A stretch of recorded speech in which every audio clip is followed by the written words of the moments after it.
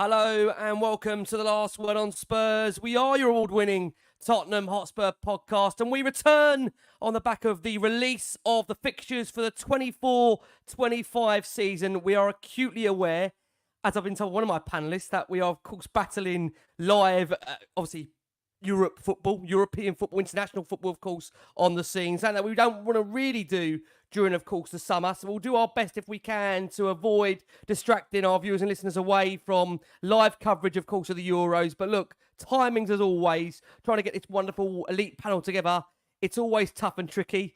So we've gone with a time that hopefully suits the majority, and some it won't, obviously, but the nature of these shows are what they are. Listen, if you are with us for the first time, you can find us on iTunes, we're on Spotify, we're across all major audio platforms. We're, of course, on X, we're on Instagram, we're on Facebook too. We're joined by, look, 3 of our returning regular guests to Last Word on Spurs. The crazy training instructor, Lee McQueen, is on my top right. Jason McGovern is back, as is Chatty Patty on this edition of Last Word on Spurs, as we will be summarising, of course, the release of the 24-25 fixtures, the key dates for your diary, the European, the Cup domestic permutations, which, can I just say, Jason McGovern, as he always does every single year, gives you a comprehensive breakdown of when those games will fall and the impact of those games will fall during, of course, international breaks, and of course where they will fall in the calendar and how they will affect the course of the season. We'll be touching briefly, of course, on what is happening in the Euros in terms of Spurs player focus. I think you've got to say Dragusin so far dazzling for Romania. And we'll be doing a bit of a roundup. Jason, I want to hear this, of the very latest transfer news on what's going to be a very big transfer special coming your way tomorrow night, which I don't want to put too much out there, but Mr. McQueen is joining me for that one, which we are really, really excited about. A big, big one for Last Word on Spurs. A man who's going to be opening. I'm not You're joining not on here, that, Jason. Pat will be with us very, very soon on these. I'm watching the paint dry that night. Absolutely. Well, I think the golf's on. There's a lot going on in Jason's sporting life at the moment. I didn't realize, Pat, bless him. I said to Pat at the start of what was going to be this week that this show was going to be for 10. Then we gradually got down to 9. Then it was 8:30. And by that point, Pat realised he was going to be missing most of the Portugal game. So what can I say? We'll try our best to make it work. Look, just to give everybody a summary of where we are in terms of those fixtures, of course, for the 24-25 season. They've been released with Spurs beginning the season with a Monday night trip live, of course, on Sky to our UK audience to newly promoted Leicester City. Spurs, as we know, started away last year as well at Brentford, and it ended a run of 4 straight home starts to the season. It will be the first time Spurs will end a Premier League season at home in 6 years against Brighton. That last time coming the month after Spurs opened, of course, the Tottenham Hotspur Stadium. And interestingly, Spurs' first opponents of the new season, Leicester, are close to appointing a new manager in Graham Potter, as we understand, very close to becoming the new Leicester manager. As Anthony Costa would say, they're going to get that manager bounce they all wanted at the start of a season. Look, a real glimpse before we go right in, of course, to the fixtures. You can argue Spurs' first real test will come early with a trip to Newcastle at the end of August, followed by the visit of Arsenal on September the 14th at the Tottenham Hotspur Stadium in the first North London derby ahead of the international break. The return date is set for the midweek in January the 14th, so it will be as things stand at the moment, subject maybe to change, but a midweek tie against Arsenal at the Emirates, Spurs hosting Chelsea and new boss Enzo Maresca, if he still makes it. I have to say that, because you know what Chelsea are like. December the 7th, and playing the return fixture at Stamford Bridge on April the 2nd. Interestingly, in terms of the festive period, Spurs will meet Nottingham Forest at the City Ground on Boxing Day. And then in terms of the run-in, which I know many are debating, of course, look, when you look at last season's compared to this one, it features away games at Liverpool, West Ham, Aston Villa. But I think many on the whole would say Spurs have been given a favourable run-in, and as mentioned, will end the season for the first time in 6 years with a match at home against Brighton, whilst also taking the likes of Southampton, Wolves, Forest and Palace into April and May. And interesting that Spurs will have to play 27 matches in around 17 weeks if you only take a week off the free international breaks before 2024. So that in itself tells you, look, there's 28 games to get through if they do go beyond the Carabao Cup third round. So look, as we know, it's going to be a busy, busy schedule for Spurs this upcoming season. Lots of games to come. And we'll get the boys' thoughts on the fixture list. Because again, I think for some, they see it as, look, you've got to play everyone twice. There's no big deal in it. But Macca will come round to you to begin with. Leicester away gives me Dele Alli vibes, of course. The opening goal for him of his Spurs campaign, of course. And we've had the Bergwijn moments. As we know, that dramatic double at the end. We've had Harry Kane, Sonny goals against Leicester. Thoughts on opening up to Leicester City for you? Could we? Here we go. Yeah, look, I think the Leicester City thing's okay. I mean, I think that going away to a newly promoted team is a bit annoying. Let's be fair about it. It can go. I'm going to give you all the cliches here. It's a game of two halves and go either way, but it can. And you could argue that Leicester coming up, they're on fire from winning the championship. Harry Winks coming back, etc. Facing his old club, blah blah blah. But the reality is that if we've got any ambition to get into the top three, into title challenges like Andrew's talking about, we need to be beating, greatest respect, teams like Leicester. So I'm not too worried about that. What I've actually done is I've actually looked at the blocks of fixtures that you just put up there, and obviously that Jason's broken down. It's been great. I've actually put it into blocks of points that I think that we get in each of the key games throughout the months, which is quite an interesting way of looking at it. So instead of going, doesn't work like that, but this is the fun. This is why we're doing this podcast. This is why we're doing the YouTube. It's exactly what everyone's doing, mapping it out. Where's the Arsenal game? I thought it was quite interesting to get Arsenal at home first. I think the last time we had a fixture schedule for Arsenal was when they bottled it for COVID, from memory. And of course, it came later on in that season because they bottled it from the COVID scenario. Just like obviously they bottle a lot of things like the league and whatever. Anyway, that's for a few of the Arsenal fans in the chat. So yeah, I mean, I think on the whole, when you look at them first lots of home fixtures that you got up on there, I mean, Everton famously, we always get 3 points at Everton at home, and obviously Arsenal coming early doors, I think is for us. Brentford, West Ham, a lot of London derbies there in a row, isn't there, from a home fixture point of view. So look, I think the way I stand on it really is that it's a clean slate. We've got Ange for a year, one season under our belt. We've done some really good stuff this year. We've done some really bad stuff last season, and really bad stuff last season. So it's a clean slate, and we go again. And I think we're going to be stronger. I think we're going to be better. And that's why we're all looking forward to the new season. Yeah, man. Look, I think for many, I don't know if everyone agrees here. Pat, you come over to you. I think when you get those new fixtures, it just feels that reminder. Football is coming back very, very soon, right? It's on the horizon, as we know. And interestingly, we look at the start, of course, of the season. Obviously, we look at August there and September of what it brings. I just wonder, Pat, we knew under Ange, obviously, that start we had last season, we had 9 wins and 2 draws from the opening 11 games before all those suspensions and injuries hit us. I mean, if I ask you, Pat, to compare this fixture list to last from what you can remember, is this a better fixture list, or again, depending on the permutations of Europe coming into it, cup domestic games we're going to bring into it very, very shortly, is it hard to attribute the two together, Pat? No, this is definitely a kind of fixture list. When naturally when you get the fixtures, like Lee said, the first thing you do is look at the Arsenal fixtures. When's Chelsea, when's West Ham, and then you just obviously let the rest, land and see what's going on. But 100%, this is a kind of run-in, and this is as good as a run-in as you can get. We don't have any real tough clusters of games. Last year, between the 13th of April to the 14th of May, we had Newcastle away, Arsenal at home, Chelsea away, Liverpool away, Burnley at home, Man City at home. So in the space of a month, we played 1, 2, 3, 4, 5 of the top 7 teams this season. That's insane. And with Newcastle away being a real tough game, regardless of when that is.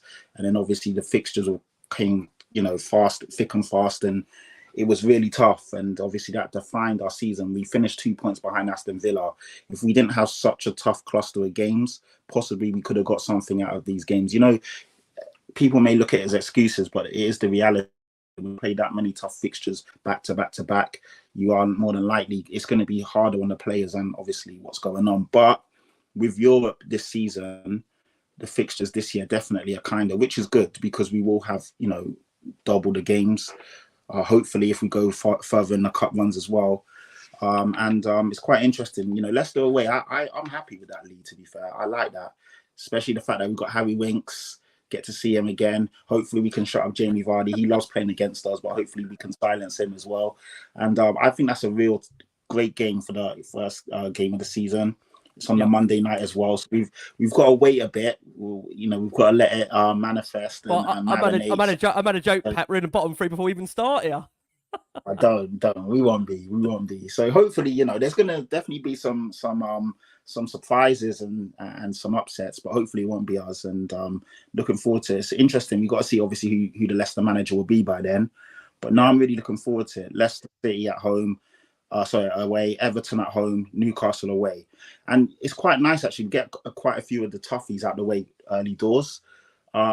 Because regardless of what people say, obviously the later the tougher games are, the more weight they have on them. So, if you can get an Arsenal out the way early, a Newcastle out the way early, you can kind of just let the season, take shape without having to worry that you've got tough fixtures down the line. But yeah, all in all, I think it's a really good fixture list. It's been very kind to us. It's about time, to be fair. It is quite weird having a North London derby game so early on in the season. Yep. And it's quite strange that we've got the home game first. We typically always have the home game last, so we won't have that trick up our sleeve. So we just got to make sure we win it this time. I think other than the fact that we've got Arsenal or Newcastle, Arsenal back to back, when you look at the blocks of fixtures, in both of the times that we play Arsenal and Newcastle, it's Newcastle first and Arsenal, and then again it's Newcastle and Arsenal. That's quite strange. I don't know how that happened, but other than that, I think the way that it's panned out is brilliant. You've got toughies sandwiched with games that we should win. Realistically, we should be winning most of these games if we're to proceed and get better. But I do like how it's been laid out. It's good. It's tough games, easier games. I'm not going to say easy. I don't want to jinx anything. But it's a good spread of games, and yeah, I like it. Yeah, man. Look, Jace bringing you in. Look, we're very lucky because Jason every season very kindly gives us an ultimate breakdown, and I want to use the word there, ultimate.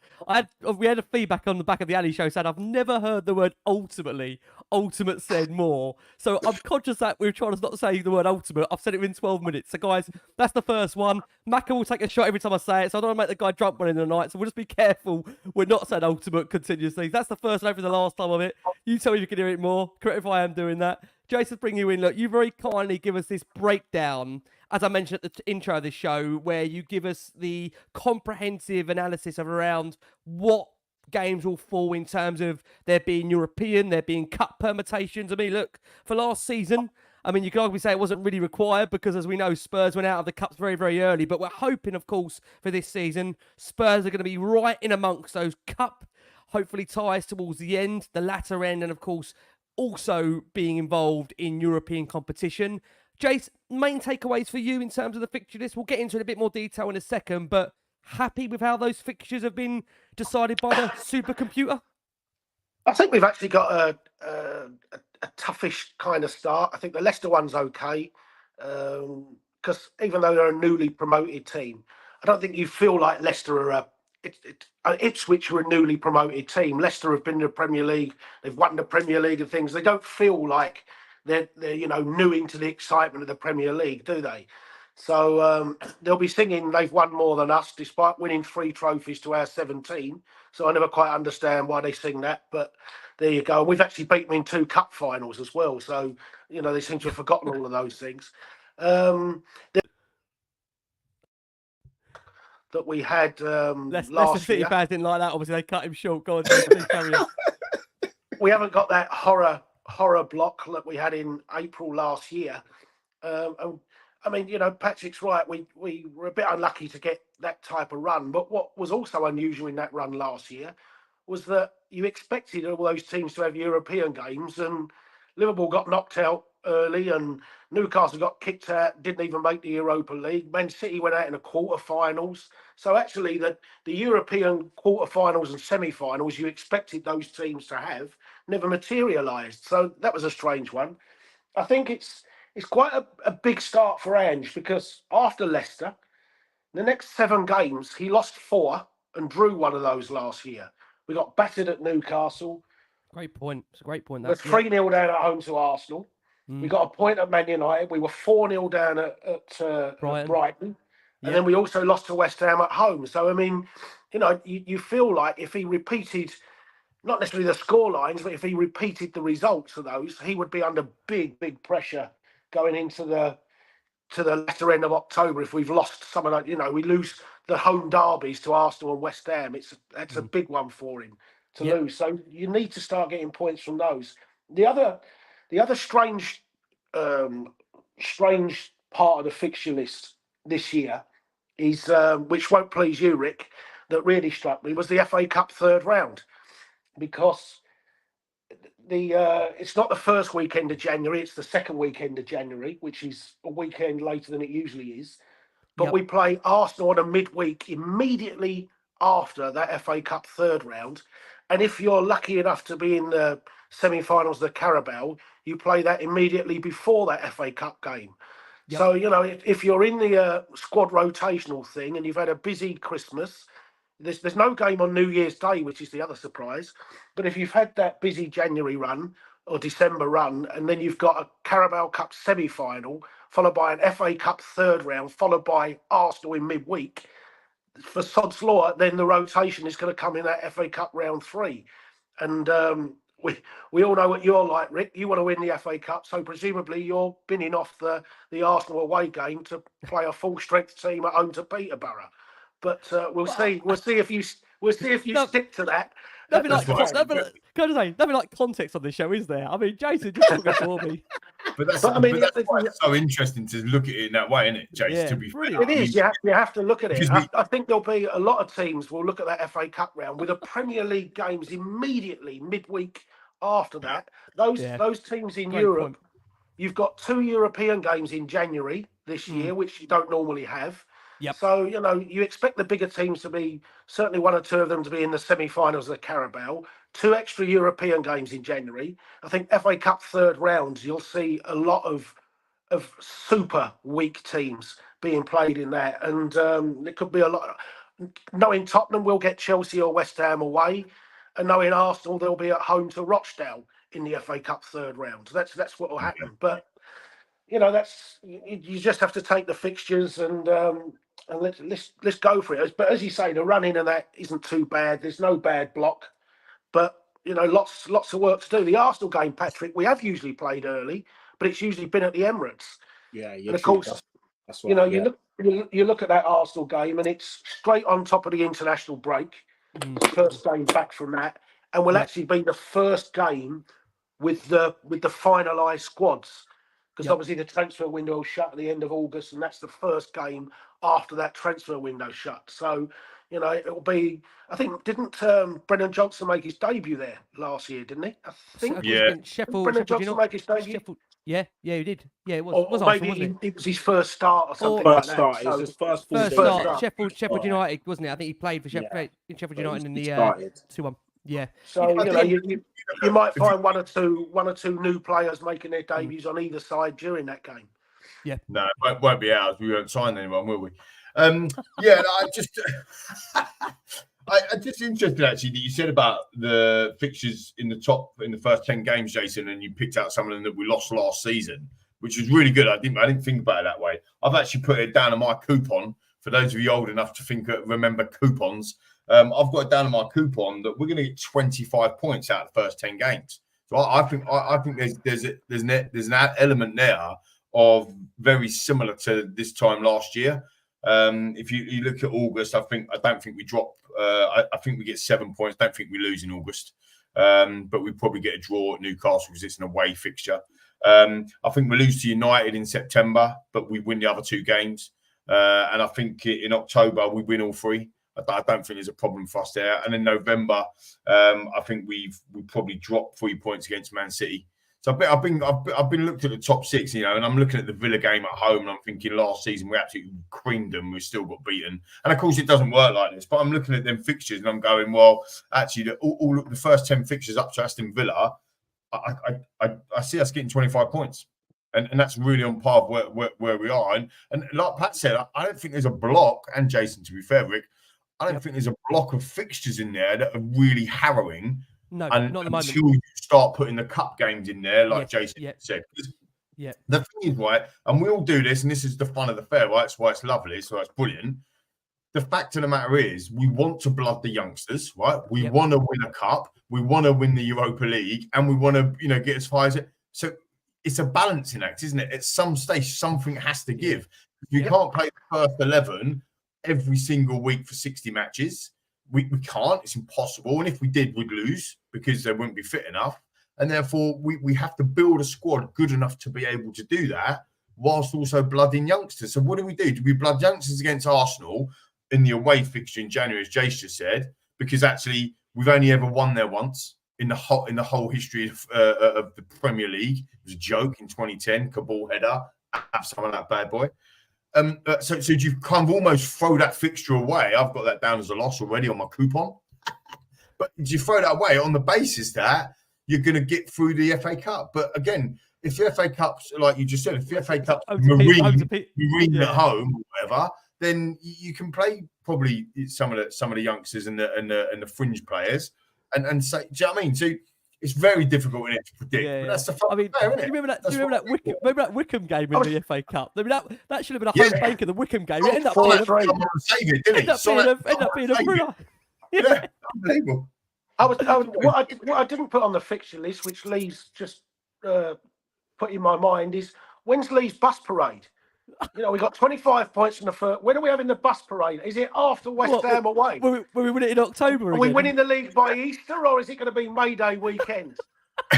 To be fair, I've actually only got us as 80 points, which is a bit of a worry for me. So I want us to obviously hit top 3.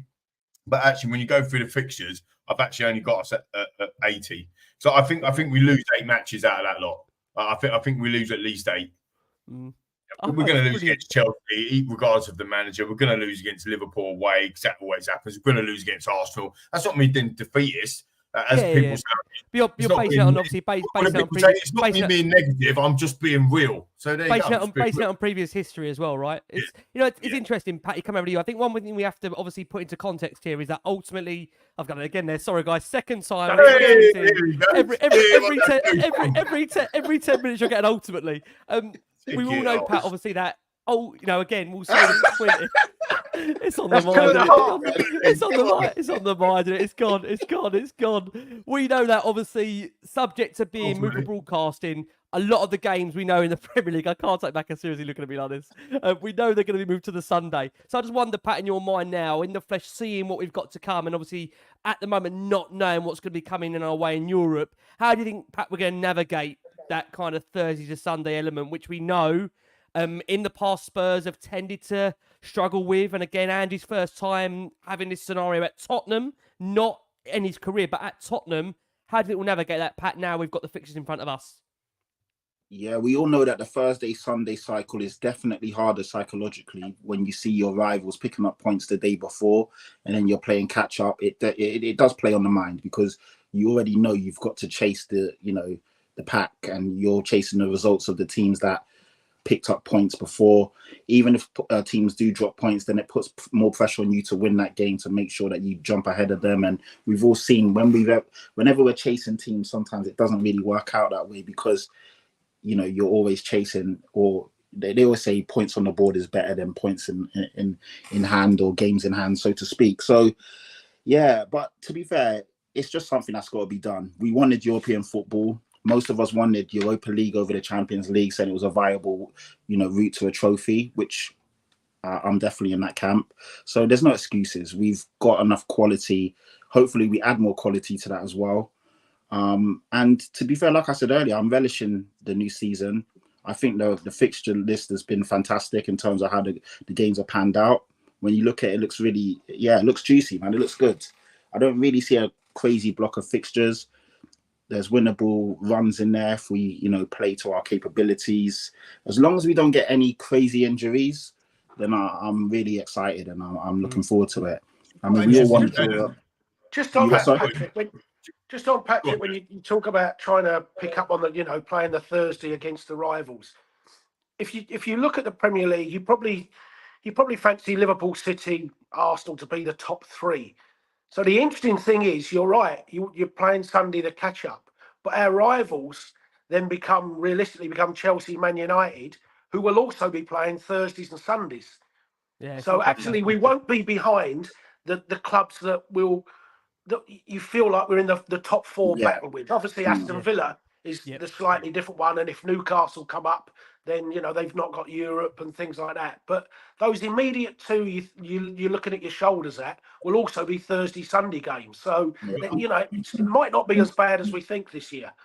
Well, I've looked at them. Sorry, but I've looked at them fixtures as our people: United, City, Liverpool, Arsenal, Chelsea, Villa, Newcastle.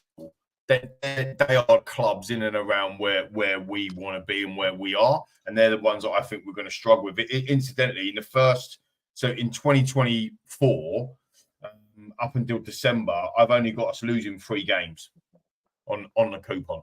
I only look at them fixtures. I've got draws in there. But I've only got us losing 3 games. So what games, Lee? Have you picked out the games? I've got City.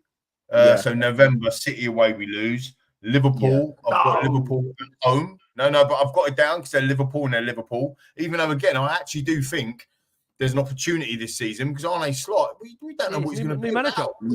Exactly. And everyone criticised Ange, or a lot of criticism for Ange, new manager. Could be the same. It's the same with Chelsea. Ipswich away on the opening day of the season. Portman Road is going to be absolutely rocking. Sky game. That is not a game. That is not a game you want first. That's not a game you want first. Exactly. And I think why isn't it? Why is as a Spurs fan? That's the game we should relish and be really up for it. You talk about Liverpool or us? I don't mind us. I mean, I think we're okay. I mean, listen, Leicester for me are in my eyes, Leicester are a Premier League side. Oh, sorry, you're talking about Liverpool. Sorry, apologies. Sorry, I went. With the Arne Slot thing, I've actually got us down losing to United. Turn that Portugal game off.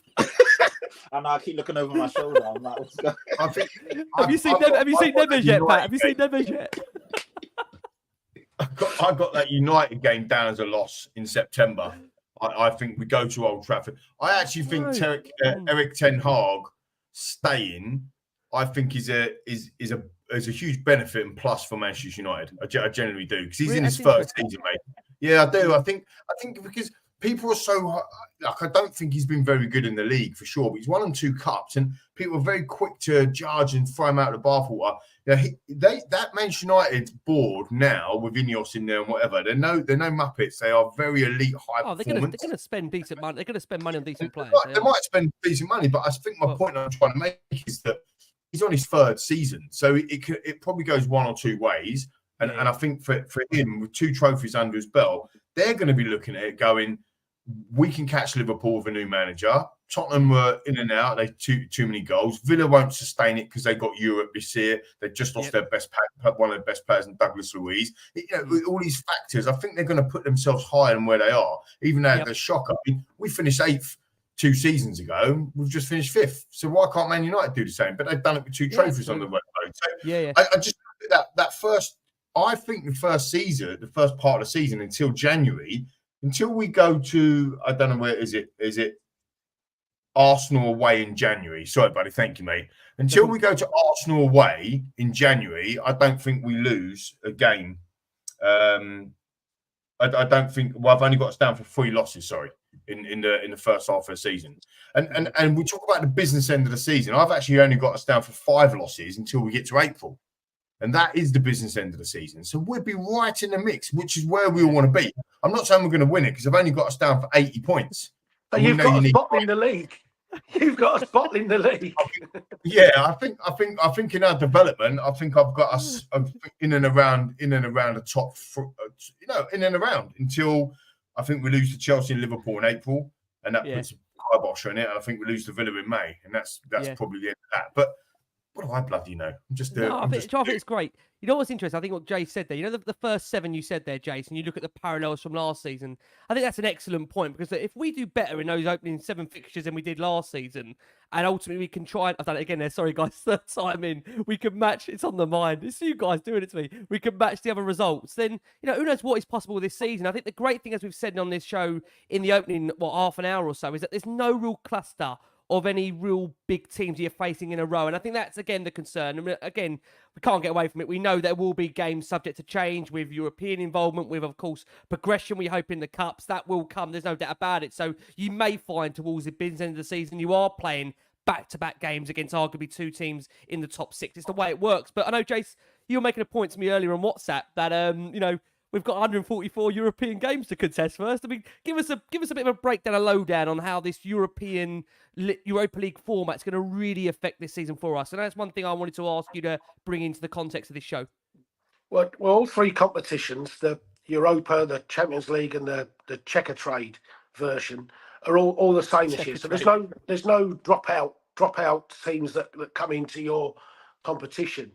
So you got 36 teams in each competition. The league stage, it's not a group stage, it's a league stage. Those 36 teams are split into 4 pots. And you play 2 from pot A, 2 from pot B, 2 from pot C, and 2 from pot D. 1 from each pot at home, 1 from each pot away. So you don't play anyone twice. It's not a home and a fixture and an away fixture against the same teams. They're 8 random teams drawn from those pots. And you play eight league games as opposed to 6 group games. And that's why you've got those 2 European games that go into January. Now, you hope that you've done enough. The top 8 teams go straight into the knockout rounds. The teams that finish 9th to 16th in that league and 17th to 24th in those leagues, they go into a playoff round against each other. So you ideally want to finish in those top 8 places of that league phase to go straight to the round of 16. But I mean, if you think of eight Champions League teams, 1 or 2 of the traditional big Champions League teams, they're not going to go into those top 8 because you think of all the English teams, you think Madrid's, Barcelona's, Bayern's, PSG's. Someone will make a mistake. So in January, that's why I say that FA Cup round, be it us, be it Man United, be it Chelsea, be it Arsenal's or Liverpool's, one of it, or a few of us are going to have some really tough European games in January to make sure we get into the next stages of the competition. So it is a very different scheduling of all those 3 European competitions this year, and it will take some getting used to as well. But you just have to, you've got to be looking to get as many points in those first 4 or 5 European games to make sure you don't then get into the playoff rounds for the next stage of it. It's fascinating stuff because I think, again, the permutations of how that's going to affect our seasons, we all know with the fixtures, going to be really, really interesting. And look, I think it's one there, hopefully, Spurs will progress. And I think, again, Jace, what we'll bring into that context is it being a bit more of a league format is genuinely how serious, Jace, to stick with you for a second, Spurs will take the games to come, because there might be some fairly decent European pedigree in there. There may be some teams in there that ultimately I've done it again. Are in Europe for the first time in a long time. So I think it'll be really interesting to see, Jace, how we handle that battle, right? Yeah, I mean, we'll be in pot A. We'll be in pot A of the Europa League draw. So in amongst, in theory, the best of the teams. And as I say, we'll play 2 at our level, and then 2 more at a level just below us. And so we should be in a stage where the last couple of games aren't crucial to us. And certainly, even if you're not going to be in the top 8 positions, as long as you're in positions 9 to 24th, at least you're into the next stages, albeit you have to go through an extra round of playoff games. So, I think all the English teams will do that, but it's great to get as many points on the board and not have those 2 extra playoff round fixtures stuck in the middle of February. Yeah, I think another thing as well, when you compare the cups, to me, these days, I think the Carabao Cup is almost the better one. I mean, the FA Cup's always seen as more prestigious than the Carabao Cup. Of course it is. But when you look at it these days, you play 1 less round in the Carabao Cup than you do in the FA Cup anyway, because obviously we're in Europe, so we go straight into the 3rd round. 3 games, you're into the semi-finals, depending on what your draw is. You're playing those, in theory, when you're playing the easier stage of the European competition. Yep. And the final is done and dusted in March. Whereas you think of the FA Cup, you're into the real thick of a Premier League run-in. You're into the real knockout tough rounds of the Europa League. And then you've got the latter stages of the FA Cup to fit in amongst it. So, when you look at it scheduling wise, the Carabao Cup's a lot easier to try and navigate your way through than an FA Cup, where you're then, and of course, as the further into the season, you're dealing with fatigue on players and things like that as well. Yeah, I think later as well, isn't it, Carabao Cup? Normally the finals it's middle of March. No, Middle of March. But that's because you've got those 2 extra European games that have got to be scheduled as well. Yeah. Again, I make that point. The European involvement and just how far Spurs will progress in there, I think will be the real test of how we deal with the course of the season. I think we all know that there is going to be a genuine, I think, interesting to see with Ange how he does handle, as you boys know, the Thursday, Sunday, because I say this a lot when we do these shows, of course, in the past, that sometimes the Thursday game would become a distraction because there'd be so much focus on the Sunday. Whereas I think Jason said it, we're in situations now where you've got playing Arsenal and you've got an FA Cup tie. That could be a game that could be potentially huge. I mean, look, we drew Man City in the FA Cup last season in terms of being, as we know, a game that was the first one we had to face. And I think there was a real dilemma in terms of hopefully Spurs beating Man City and progressing.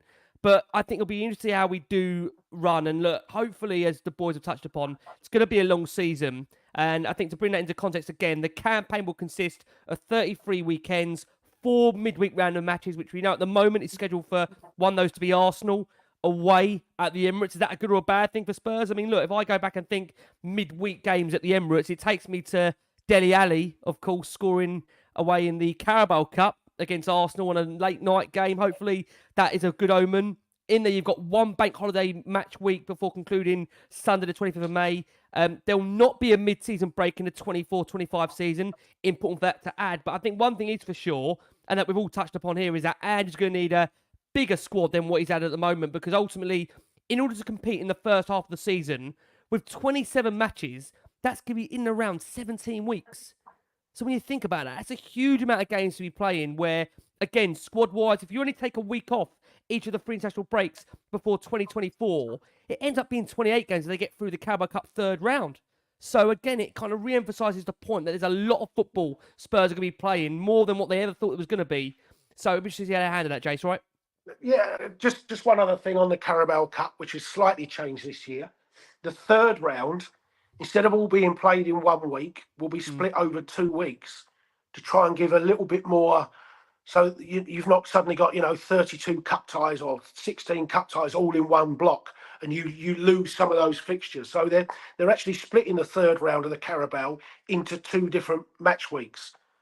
So that's another slight change they've made to the Carabao Cup this year. Yeah. Now, I did say to the boys before this show, Lee was the only one actually that abided and didn't actually comment and give me any other answer. But I said to Jason and to Pat on the message beforehand that, boys, should we do a quick prediction now you've seen the fixtures?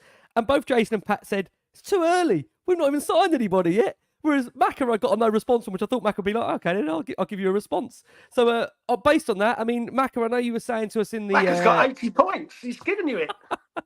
He'll win the league. Have we got a prediction? We won't. I mean, Pat and Jace don't want to come with predictions too early. Have we got one, Macca, at the moment, or is it too early in your mind? 76 points historically over a 12-season period average gets you third. I've got us down at 80. Do the math. I want third. I want obviously higher than that, but I think I want to win the bloody thing. I think we are battling it out between Liverpool, Villa, Tottenham, Newcastle, Man United for anything below second.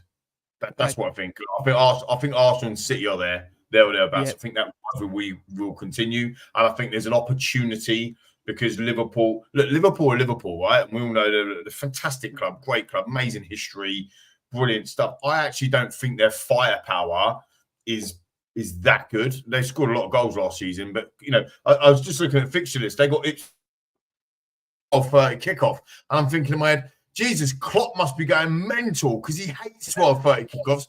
He's not there, is he? So, there's a big opportunity for Liverpool. We don't know how Arne Slot's gonna fare. There's a big opportunity. Somebody, I think Richard in the comments said about Chelsea as well. Yet another manager. We don't know how they're going to fare. Newcastle, as Jace touched upon, they haven't got Europe. I actually think they're going to push the button on Eddie Howe this season. I think the pressure's now on Eddie Howe. I think if they don't start well and in and around it, I think they're going to push the button on him. So I think there could be some stuff going on with Newcastle. Do you think they push the button on him, or do you think England come calling for him? Maybe. And again, it's a great shout because, Gareth Southgate, I think Maurizio Pochettino's available. I think that Newcastle would like him. To be fair, Rick, you link Poch with Newcastle as soon as they were taken over by the Saudis. So, don't forget, that's a long time back. Don't forget, Lee, Rick's got Poch going to Tottenham. That's in his dreams. The reverse fixture. He doesn't just predict it; he wants it. He actually wants. He needs it. We might even meet Maresca at this rate. Right, Chelsea are going. I'll give him a 5-year contract. Exactly. Rick's looking down that fixture. Rick's looking at that fixture list, hoping that we lose 5 of the first 8 games, so that Poch comes back. Listen, now you've said from your end, of course, that our tricky the opening 5 to 7 games will be of the season. I think it'll be really interesting to see, Jace. Look, if we do well out of those first 7 games, that'll give everybody, I think, real genuine hope. I know you're laughing at me now for saying this. Not you. You're smiling at the fact we might lose 5 of them. Save me here, Pat. I'm drowning, my man. Save me here, Pat. Bring me in. Reel me in, Pat. Reel me in. I just think there's an opportunity, isn't there? So just let me finish off on the manager. Yeah. I do think there's an opportunity. Of course there is. Regardless of our manager, I think that, we're going to be better than we were last year. Like, regardless of how we start, we are going to be better than last year. All of the research that we've done, all of the reading that we've done, all the knowledge we've picked up from Big Ange Postecoglou, John McGeechan, the books, everything that we've gone about this season or last season, points to the fact that next season is going to be, or the upcoming season is going to be better than it was. We're going to get better players. We've seen Radu Drăgușin. I know we'll touch on him, but an absolute mesmerising game that he had yesterday, and he didn't get minutes properly. So we are going to strengthen as well. We know for a fact we're going to strengthen. Like, we've already strengthened. We've got Werner. Don't get you started. That's a reason. Listen, that's a reason, Mac, why Pat don't want to give me a prediction for the season yet. He wants to wait and see what else is going to happen. No wonder Pat pushed back and said... No, the reason why Pat don't want to give you a prediction is last time he fell on his sword. 9th, you predicted, Patrick. And that was fair to the time and what was going on. Obviously, this year, the mood in the camp is a lot better. Czechoslovakia 1-0. Get in there. Soak up the pressure. I haven't seen the guy. I just see Ronaldo pissed, and I just see a Portuguese fan just head in hands. What's going on? They've had one shot on target. One shot on target, and they've scored. I mean, it's just proper Jose. Is Jose managing them? I'm asking for a friend. This is why football's crazy, and all the stuff that we're doing now, predicting results, it can just go by the way. Exactly. That's why it's funny, though, isn't it? That's why it's funny. The beauty of football. England getting a lot of stick this week after that. France struggled. Let's be fair about it. Right? Italy struggled. Portugal now losing, pre-tournament favourites. I mean, the only decent team that's or looked decent is Germany that no one fancied. And that's only because they're playing the Scots. Sounds a bit right. And they're at home. And they're at home as well. Oh, man. Patty, finish up on the subject. Finish us off, Patty, on this point, because we talked about it there. Liverpool new manager, of course. Ten Hag remained at Manchester United. Chelsea, a new manager. God, if we actually see him. Is there a general opportunity here, Pat, with the fixtures that have been presented to us, where get off to a good start, like Jason says, we hopefully do build upon some of the poor results we had last season on the reverse fixtures. It's all there for us, Pat, right? Is there a reason to be really optimistic? Yeah, it is. It's strange because we got off to a really good start last year. I mean, Ange won 3 manager of the months in a row. And I think we were, in our first 10 games, we didn't lose a game. But when you look at it, it was obviously over the course of the season, the balance wasn't there. And when we lost games, we went on a 4-game losing streak here, lost 3 games there. And it was, it was kamikaze. It was all over the place. This year, even if we don't start as strongly, I feel that we'll be more balanced and sustainable throughout the season. And that's probably, like Lee saying, where we'll pick up the points. And just do better. When you look at the teams that we're playing and the running, and obviously with the fact that we will have 1 year under our belt, you know, Mickey van der Ven and Romero will have a year under their belt playing together, the goalkeeper as well, and all the components that make up the team. If we can just add to that and add some quality, I feel it will be a stronger season.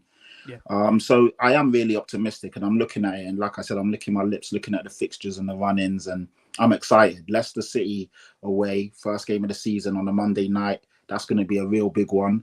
And then, Everton, Newcastle, winnable games. We have to break this hoodoo of losing games away, like the way we got spanked last year. You know, Newcastle away is your Arsenal away.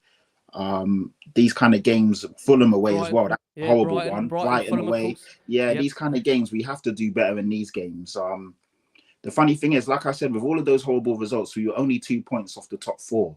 So if you look at it in the context as well, Aston Villa are definitely going to have a harder season because they're in the Champions League.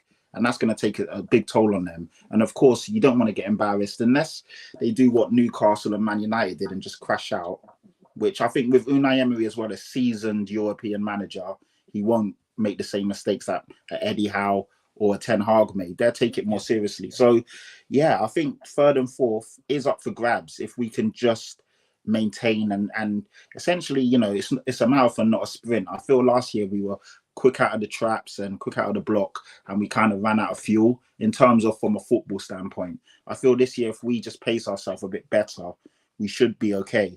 Of course, it will also, you know, like I was saying to you earlier, Ricky, the problem with making predictions so early is that we don't know who we're getting in yet, and we don't know who we're losing.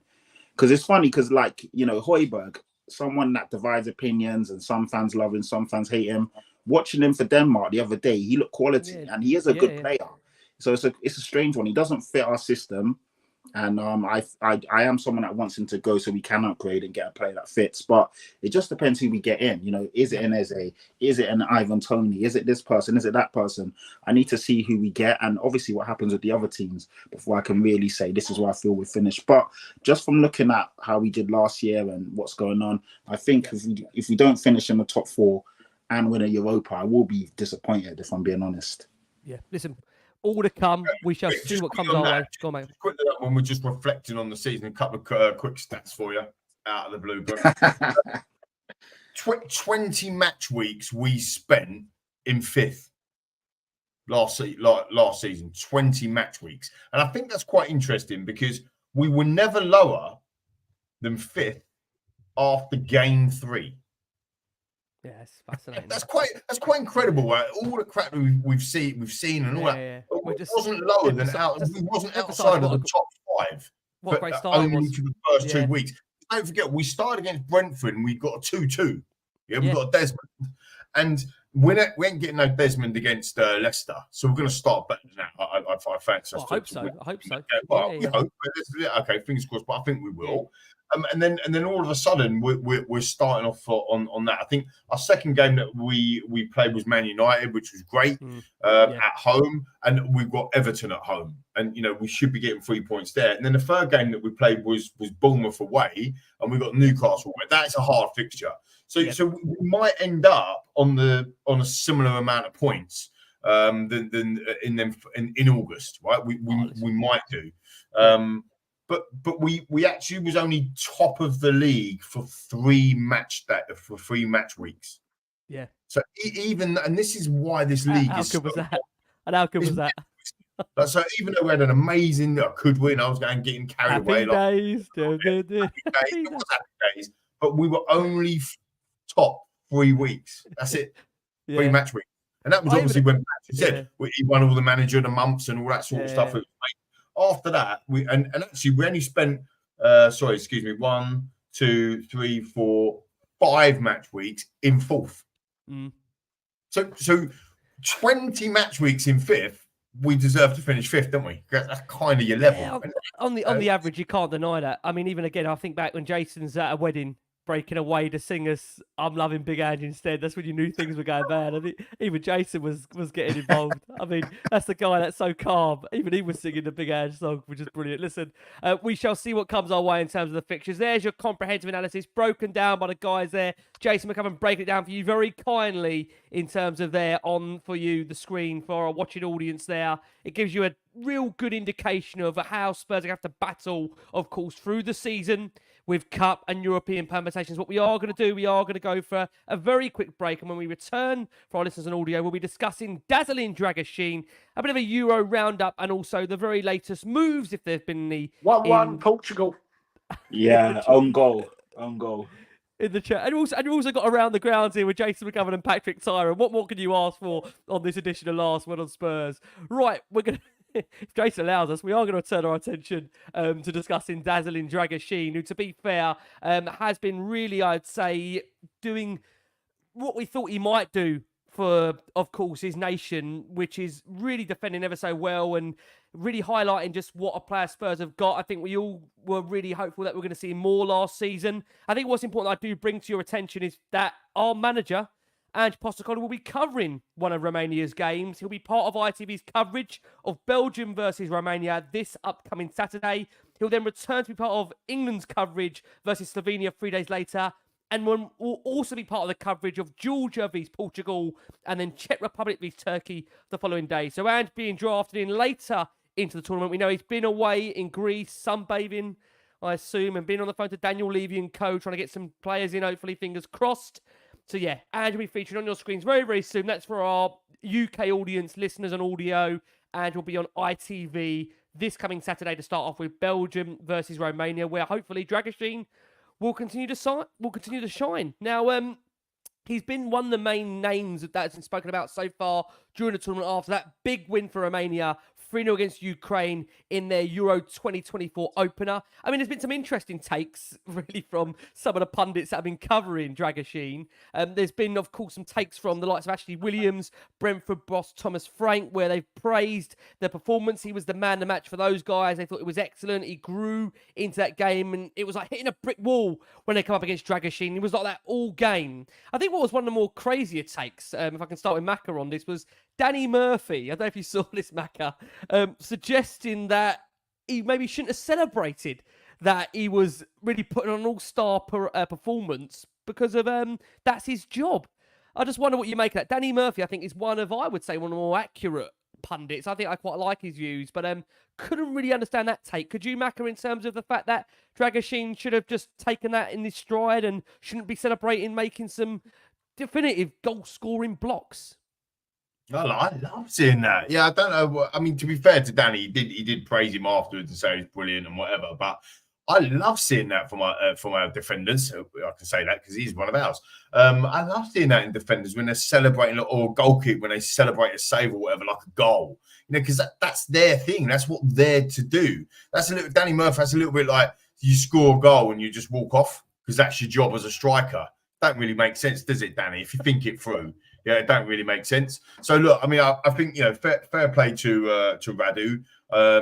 I've only seen highlights, obviously, but I thought he was outstanding. And you know, when you look at some of the possession stats and you look at the stats of the game, let's have it right. Ukraine all over them. You know, they had nearly triple the amount of passes as an example. They had all the possession, but they only had 2 shots on target. And that's because our beast, the man at the back, Radu Drăgușin, was absolutely outstanding. So he got player of the match, didn't he? To be fair as well, I think he got all of that. And, I mean, massive win for Romania, wasn't it? It's a huge win. Yeah, I mean, look, just to also make that point, because Lee did bring it up there, Murphy does say he believes Dragusin's got all the ability and physical attributes to settle into the Premier League comfortably. He said, look, I thought his performance actually deserves many, many plaudits because he was outstanding, and the Tottenham fans watching him will be really pleased because they haven't seen much of him. His capability, though, is there. He's going to be a decent player. He's perfect for the Premier League. And interestingly, Pat, coming over to you, Mark Chapman, the host, of course, of this episode for, I believe it was for ITV, suggested that we could see maybe BBC, a back... BBC. Oh, BBC, thank you very much, Macca. You can see how much I've been paying attention to the Euros, can't you? This has been a break for me. It's been a break for me. Interestingly, Pat, he suggested that we could see Dragusin alongside Romero van der Ven, maybe in a back three with Destiny, Udogie and Pedro Porro bombing down on the wings. He said, look, you want to play against those. I think he epitomised anything good about Romania in that display. Pat, could you see potential of a back three with Romero van der Ven and Dragusin in there? Could you be in favour of that? I don't know if I'd be in favour of it. It makes sense depending who we play. I think as well, and I saw a lot of Spurs fans saying, oh, he has to play now. We need to get him into the, starting 11. And that's where you're getting this back five, back three type of stuff from. But the reality is you want good quality. You want quality depth in all areas. So the fact that we're going to be playing multiple amount of games, this Thursday, Sunday, and then hopefully cup games sprinkled in between, you want quality players in every position.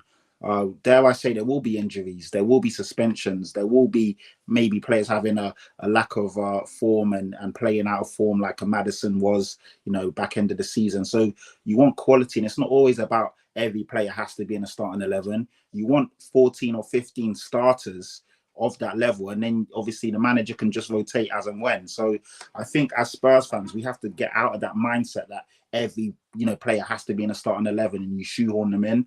You work with what you've got and you build a quality team, and then you become to hopefully a Man City level where they've got 15, 16, 17 starters, and you just play them as and when, and depending on who you're playing, because there will be maybe a game where we're under the caution. We need Radisson's, physicality and his aerial duel, where there may be a game where we're going to have a lot more of the ball, and maybe you want a Romero playing because he is probably better on the ball and he can make those, line passing, line threading passes and so on, depending on the personnel and what we're playing. But Radu Drăgușin is quality. We all knew that as Spurs fans. We wanted to see more of him. We were all a bit disappointed that Ange didn't put him in.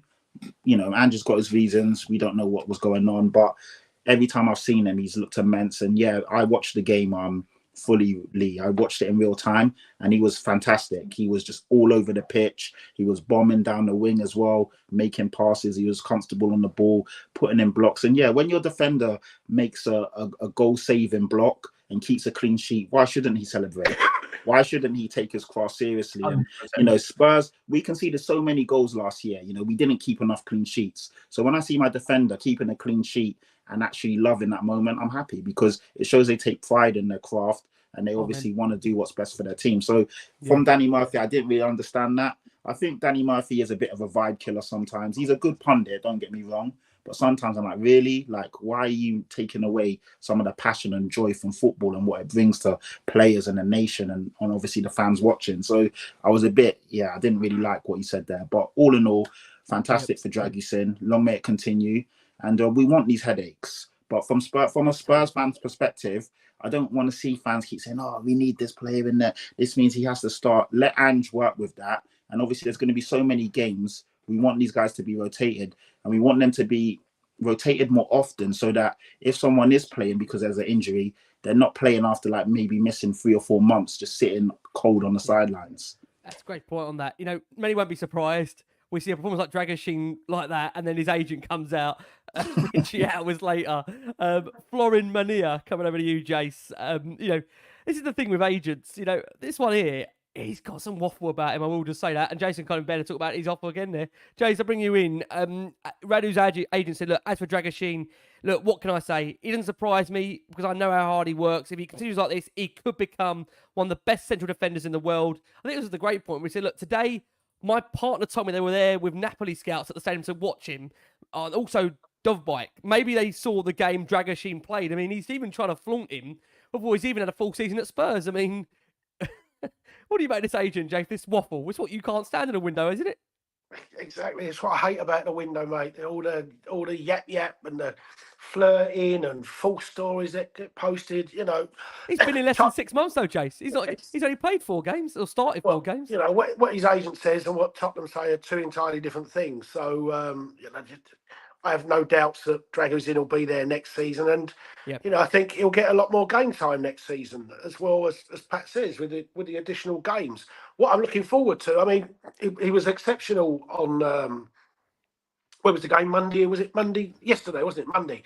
Yep. Exceptional Monday, but that's the first one. I think the next one with Belgium it'll be really interesting to see him up against Lukaku, because whatever people think of Lukaku, he is a top quality striker. He may not be a world class one, but he's a top quality striker. His goals records pretty much everywhere he's gone, other than Chelsea, is.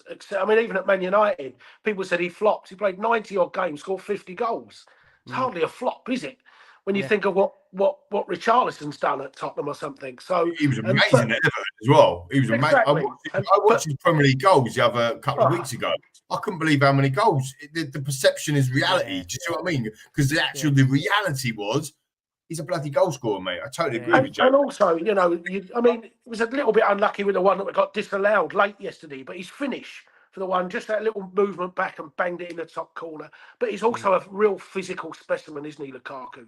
When you're up against Lukaku, you know you're going to have to be at it physically. So it'll be a good watch to see Dragusin go up against Lukaku, because Lukaku may not be in the Premier League, but he's got the physicality of a Premier League player. And I think we'll find out a lot more about Dragusin in that second game.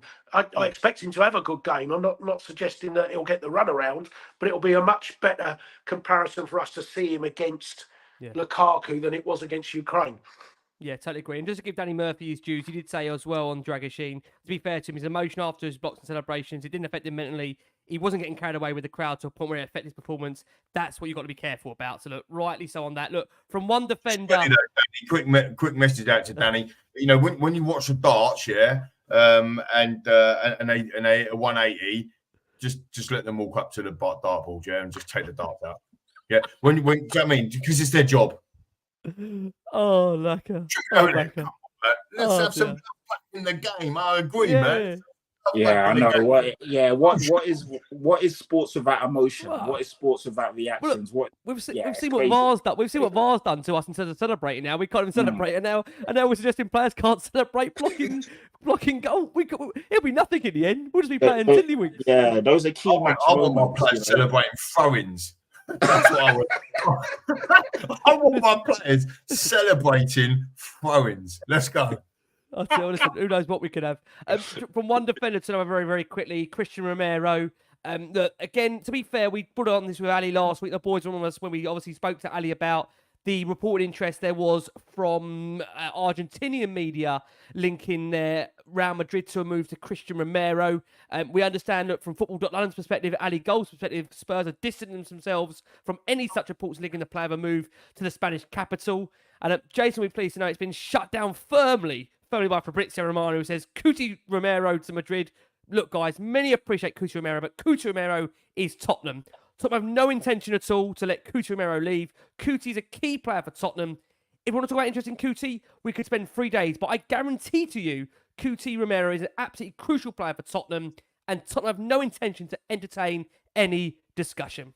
So I think everybody there is disappointed.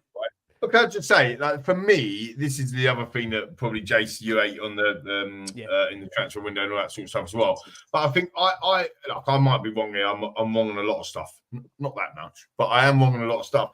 But I would suggest that is, I want a new contract. I want an improved contract. Ndombele on 200 grand a week. I fancy a bigger contract. You know who's after me? Real Madrid. Blah blah blah. We're talking about Dragusin's agent bleeding. I think that could be Romero's agent, if I'm honest. So if you know anything about football, and to be fair, he's one of the best defenders in the Premier League. Scored more goals than any other defender. It's been brilliant. We love him. I love him. He's on my wall.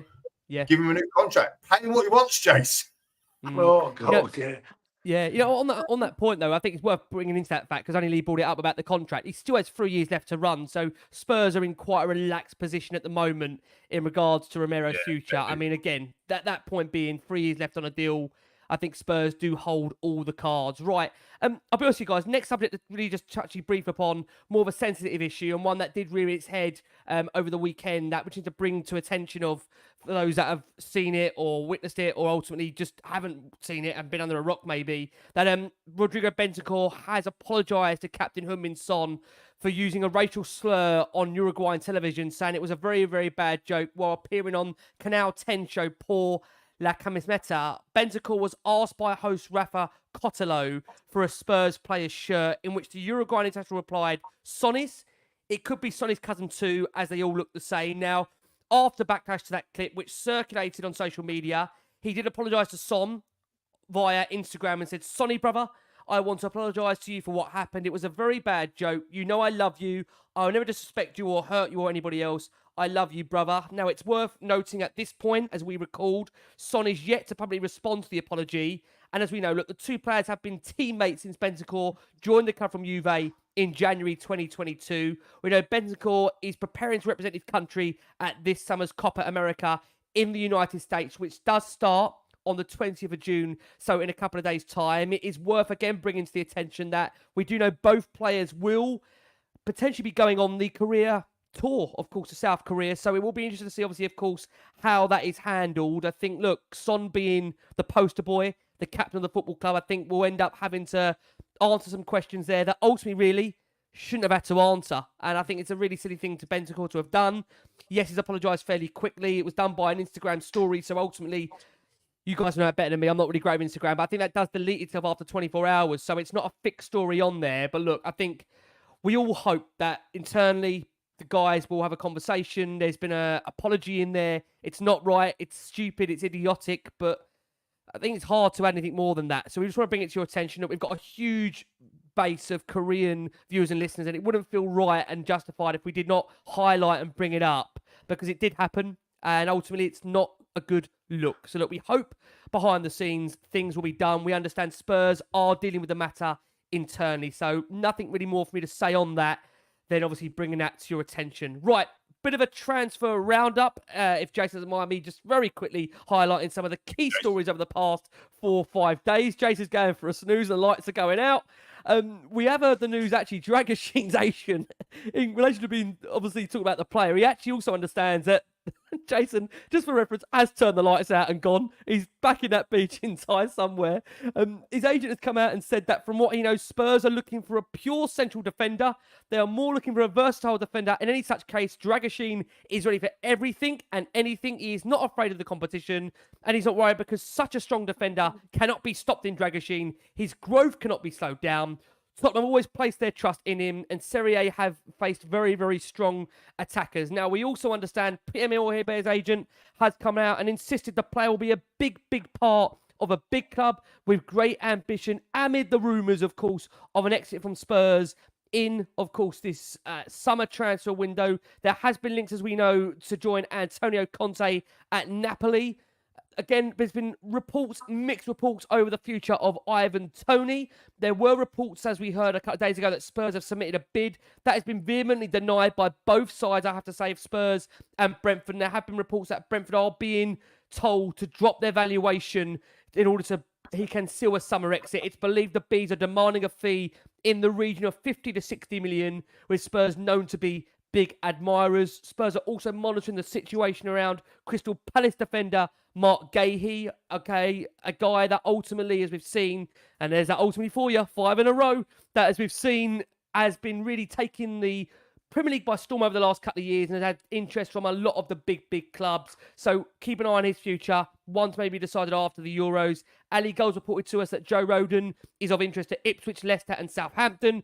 Trevor Chalobah is someone Spurs have held a long-term interest in, and Spurs are also closely watching Leeds United teenager Archie Gray. We're expecting the news shortly that Emerson Royale will look like that he's going to seal that move to AC Milan. An agreement with what's led to be worth 20 million euros could be agreed in the next week or two. There has been suggestions from Fabrizio Romano. Luka Vuskovic will be joining Belgian side Westerlo on loan, a season-long loan for him. And Oliver Skipp could be of interest, actually, to Leeds United, depending on what they can do in terms of outgoings. Of course, when you look at, for them, another season in the Championship. I think, as many know, Eberechi Eze is a name that can't be leaving a lot of Spurs fans' lips. We understand from the Mail, Spurs are amongst a whole host of clubs interested in bringing Eze from Crystal Palace. It feels that one is going to drag towards the end of the window. But just want to finally ask you guys, Jace, I know you're not a fan of the window, I know you despise it, but are you surprised we've done just the one so far? Or is it far too early, given the fact of the Euros coming into play? You probably think you'll see things accelerate once the Euros complete. Yeah, how many clubs have done anything yet? You Yeah, know, fair point. Yeah, I think Chelsea have signed Tosin, haven't they, on a free transfer? yes, that's right. And Yeah, Lloyd Kelly's got to Newcastle on a free transfer. That's it, really. So, not a lot. We signed Werner. Many? We signed Werner. We We signed got Werner. Werner. But what's so many are at the Euros? we loaned Werner. We loaned Werner. We loaned Werner. You've got players at the Euros. You've got 3 or 4 Premier League clubs with new managers. So they want to get. They haven't even met their squads and things like that yet. So no, I'm not in the. I'm not in the least bit fussed until after the Euros what goes on. Players at the Euros should be fully focused on playing at the Euros for their countries. They shouldn't be looking to, for having moves. Their agents can be talking, but you would expect players to be fully focused on their countries, mate. That's for sure. Yeah. Amen. Jason, thank you for that, mate. That's a close. We're going to get Jason during this summer talking about transfers. I can make that clear. Pat, I'm going to come around to you. We're going to end on Macca. Pat, are you the same mindset that ultimately not expecting much to get done here? 6 in a row. Not expecting much to get done there, Pat, in terms of transfers at the moment. It's still very, very early. And as Jason said there, not many teams doing business at the moment. Yeah, very early doors. I mean, even Ange is literally on media duty. He's part of the Euro PR, not PR, but he's part of the Euro media squad. He's broadcasting and doing punditry. So if our manager's out and about enjoying the Euros, then you don't expect really any signings to be made right now, which makes sense. You've got all the best players in the world at the Euros or the Copa Americas. Some of the guys are also looking to play at the Olympics as well. So there's a lot going on. Great point. There's a lot going on. So yeah, you don't expect anything to get done right now. Some of the players we've been linked to. Also at the Euros, Pat, players should be showcasing themselves, shouldn't they? Yeah, they might 100%. go into the Euros and 100%. think Tottenham are after me, or Southampton are after me, or Barcelona are after me. But this is a chance for me to get 4 or 5 clubs interested. Yeah. The selling clubs should be thinking, if he has a good Euros, up goes the price. So 100. it just doesn't make sense. It doesn't make any sense. Hopefully we're not one of the clubs that tracks a player who has a great Euros and signs them, because we do know that off the back of a Euros or World Cup, you can get tricked and sign a player who turns out to be a dud because you haven't watched their club form or their season form, and you watch them in 3 or 4 games, they look fantastic, and then you get them for 30, 40 games a season, you don't see that same player. But hopefully the scouting team and the recruitment team have done everything they need to do now, and we're just lining it up and feeling clubs out. So whoever we're going after, we kind of can put a bid in or 2 and then put a serious bid in and get the player. So it looks and sounds good so far. The players that we've been linked to, most of them are of a good caliber. If we can get Emerson Royale out, for example, and then we get in a Vanderson, that's a massive upgrade in that position, and then so on. So, but it's too early, Ricky, right now, like you said. Yeah, listen, I agree. That's what I must say. Thank you, Jason. Check him out. CHFC since 1976. I don't do much promotional work for Jason, to be honest. Yeah, and so go and check him out. You get that fixture list on there. I've posted it on there as well, so it's on there today. That breakdown of the fixtures. I've got to say, there's been a lot of people actually acknowledging that. Portugal have scored. 2-1 nice. Portugal. 2-1 Portugal. Nice. Listen, Jason, 2-1. 91st minute. Crazy. They just had a goal disallowed as well, just before that. This is another reason why I can confirm to you our coverage will be coming after the Euros, not before it in future. We have a lot planned. Pat, I said I took him away from it. I did say that Pat will be doing it afterwards. Then we did it in the middle. Then we didn't start at all. So Pat, accept my apologies, mate. Go and check him out. Chatty Patty. Anything you want to have, Patty, from your end? No, just have a good summer, everyone. Enjoy the Euros. Get behind England. And yeah, just take it easy, man. It's summertime. No negativity online. Let's just enjoy the fact that there's no. Well, actually, no. Let's get ready for the new Premier League season. It's coming out now. The fixtures are here. But yeah, just show love to each other, man. That's all I can say. Well, that's not, Pez get behind England. All the English media just don't get behind it. Let's batter It's them. crazy. So I mean, if you saw the Sunday paper, or was it what did we play? Was it Sunday now? Monday it would have been papers? Monday. It would have been Mondays because the game was on Sunday. Yeah. I mean, you guys know I'm not a massive fan of international football. Anyone would have thought we got absolutely thrashed.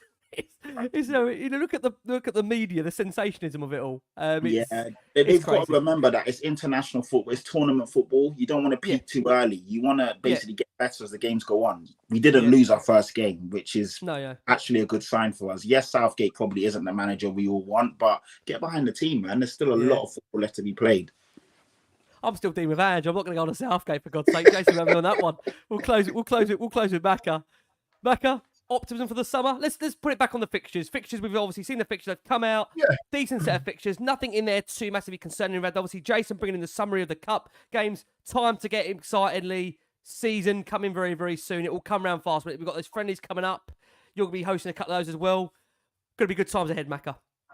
Yeah, it's going to be good. I mean, you just phone in Tony in there and the transfer roundup. I mean, you look at, he's got 47 goals and assists in 85 appearances in the Premier League, which is pretty bloody awesome. And I know there's question marks even for myself around attitude and all that sort of stuff. But you look at Richarlison's got 83 goals and assists in 228 appearances. Yeah. So we paid 60 million for him. So, when people were saying about, what's Tony worth? I know he's a couple of years older than Richie, but let's have it right in this market. He's probably worth about 55, 60 million quid, isn't he? And on form, I know his form dipped a little bit when he come back from the ban. Yeah. I think, and maybe that's why his price dips. Look at Darwin Núñez, for example, Liverpool, 65 appearances, 20 goals. Or 31 goal involvements in 65. And I don't rate that bloke, and they paid 85 million for him. So, I think there's a lot to be optimistic about. I think we've got to get it right. I think the recruitment has to be bang on the money. I think it has been very good. As we said before, when Ali was on the show, these last few seasons, with Prati still cooking somewhere, and the rest of the lads in there now. So let's see what happens. I mean, I did put this out the other day in the WhatsApp group that if we sign as a Tony and an Eze, I think that's a lot of people's wanted list, if you like, is getting an Eze in. Our attacking options, could be Bergvall, Donnelly if he sticks around. Mikey Moore has to stick around because he's too young to go out alone. Werner, Son, Eze, Madders, Johnson, Kulusevski, Richarlison, Tony. I mean, it's quite a lot of attacking resources to kind of call upon for a long season. So, you only look at a Bergvall, people are raving about him. Like, if he's going to come, he's signed because he wants to come and play. You look at these young players that are doing the business, Jude Bellingham and Mbappe, obviously we know about. Is it Jamal? Is it Jamal as well that's playing unbelievable? He scores only 16 or 17. Yeah. You saw that the Real Madrid Turkish teenager score today, an absolute worldie. And he's these teenagers, mate, they're coming on. Maybe Bergvall comes in and starts, and maybe we got some of the pieces of the puzzle that we're thinking that we need. Maybe with some of them already there. So let's see what happens. They've got to be spot on, and I'm looking forward to it. Turn up at Leicester, lose 3-0, and out, Potch in, jobs are good, and Rick. Wings hat trick. Costa on tour. I tell you what, if that does happen, you won't get Costa back off tour. I tell you, if Harry Winks gets a hat trick, you won't see him again. You won't see him. Send him a shirt, mate. We're sending a Winksy shirt. Oh man! My God! Listen, honestly, massive thank you. Yeah, we got a banger tomorrow, by the way. You ask everyone else where they can find it. Well, you can find me at Lee McQueen or Lee.McQueen on Insta. See loads of stories about them, but you can also find me right here tomorrow with the banger that we've got, Rick, in store, mate. Absolutely. Jason's going to tell me it's a banger in store, aren't you, Jace? I was going to say, I won't be with you because it's England-West Indies tomorrow. So England-West Indies in the cricket or the transfer show. I know which one I'm watching, mate. Yeah, listen, can't get Jason off for all of them. I'm going to be doubling up. And actually, just for the viewers and listeners out there as well, Jason and I had a bit of golfing chat, didn't we, Jace? Over the weekend, which was quite surprising because the sod's got me now into golf. So now I'm watching that. Drives my family madness, but now I'm watching the bloody golf. Like, what are you doing to me, Jace? What are you doing to me? I'm watching golf now, man. Volleyball's next, boy. Thai volleyball next. Oh, my God. Tell you what. That's when I retire. And Pat takes this over and starts doing the underwater volleyball conversations. Has Ricky not got you into Astrid Wett's OnlyFans channel yet? Mate, he's on that later with a bit of Love Island, isn't it? That's really a bit of Love Island and a bit of Astrid Wett and Rick's Wellaway. That's right. With a picture of Potch on his wall. With a picture of Potch, yeah. Where's this going? I'll tell you what, I'm done. The season hasn't even started yet. We've just put the fixtures out and I'm already done. Listen, for all of our sakes and your sake, before this show does go into oblivion, we are going to say a very, very good evening to everybody there. Good night from us all, from Lee, from Jace, from Pat. Guys, we hope you enjoyed it. The season's on its way very, very soon. You've had the fixtures. It's coming very soon from us all here. Please keep safe, keep well. And as always, come on you Spurs.